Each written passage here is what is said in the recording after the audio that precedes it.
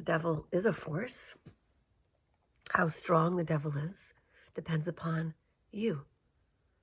How much do you succumb to it? How much do you succumb to being cruel to people? How much do you succumb to using people, to utilizing people as a resource? Now, narcissism views all beings at their disposal, and that's not going to change. The world is filled with pathological narcissists. And that's not going to change. As much as I could wish upon a star that all the narcissists that are pathologically so, that do damage to other people, would just like disappear at the blink of an eye. Is it possible that that could happen? I don't know, but I can fantasize. So I've decided that my life is going to comprise of the good, the true, and the beautiful. And for me to state my case and to speak my truth as clearly, as unoffensively, and as truthfully as possible.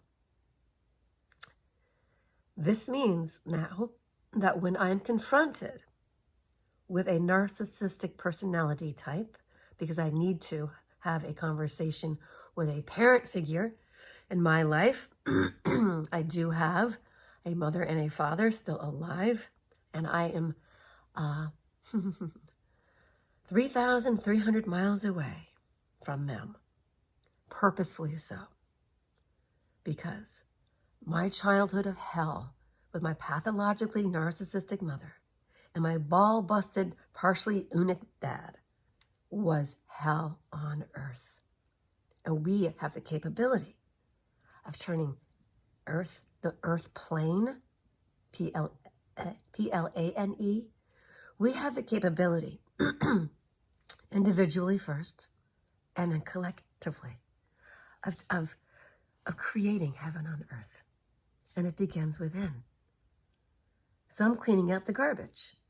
I'm no longer numbing myself. I'm feeling the feelings that I have. And I will put this message out to the parents of small children. I raised 2 kids single-handedly with no help from any family. Choicefully, I moved away from my birth mother, who did enough damage on me that I did not want her to subject my children to any damage. And they recall all the things that she did say to them that were hurtful. Telling my daughter, oh, look at you, you're almost as beautiful as your cousin. Or, look at your legs, Ryan, you've got chicken legs, just like your mother. You know, stuff like that. Like, just really wonderful things. The first time she sees them, she's calling out their looks. Then she wants to dominate the conversation at the table. Now, at the time, I did not know she was pathologically narcissistic. In my mind, I thought of her as l'enfant terrible, the terrible child who says terrible things. And my father and her together were folie aux deux, the folly of the two. And I look at them as people who have done insurmountable damage to their offspring, and they go on like Mr. Magoo, the cartoon, as if nothing has happened. In the case of my father, he has vocalized regrets. I wish we had parented you differently. And I was like, yeah, a straitjacket for Jane would have helped. That's my mother. The calamitous Jane. My grandfather, her father, called her Calamity Jane. She was always causing a ruckus. Very disrespectful to her mother, who she chastised on the phone. And I would hear her saying, Mother. Now, her mother supposedly was really brash and hard on them. And I don't know what messed up my mother, and I don't care. I do not care about the pathologically narcissist backstory.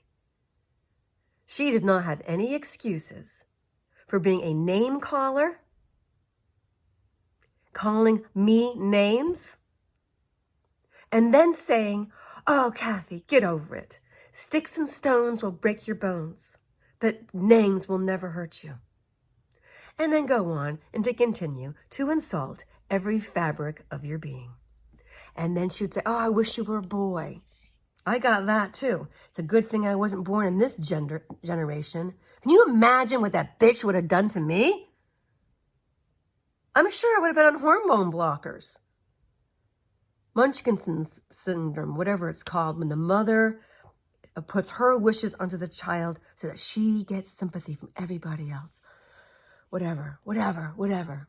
She's wicked. And this is the devil's playground. And the demons are having their play date. And it seems to me they're rampant. Now, yeah, there's world events going on.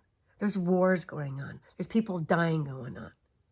Don't gaslight me to say, oh, Kathy, you've got a roof over your head. You don't have to worry about going outside and getting killed. Or I've had people, I'm from the ghetto. It's like, all right, dude, at least you know where you stand. Do whatever you can to get a ticket out of there and just go to the country and work on a farm. If you're an able-bodied man who's not strung out on drugs, get out of the city, get to the country, and hire yourself out as a farmhand. Now, I am a small woman, and I did what I did in my life. And I also worked since the day I can remember, and I didn't get any handouts. I worked as a stripper to make my way through college because this was in the 80s, and I couldn't get a job making enough money to make ends meet. I couldn't pay rent and pay food, let alone pay tuition. Oh, and on top of it, I couldn't get a student loan because my wicked mother told me not to claim myself as independent on my taxes so that she and my father could get the deduction of $1,675 or whatever it was in the 80s. And then, did she give me even $1,000 of support? No. That selfish narcissist who gave birth to 4 kids so that she would get the residual benefit and the supply of their attention and love. She used us like resources.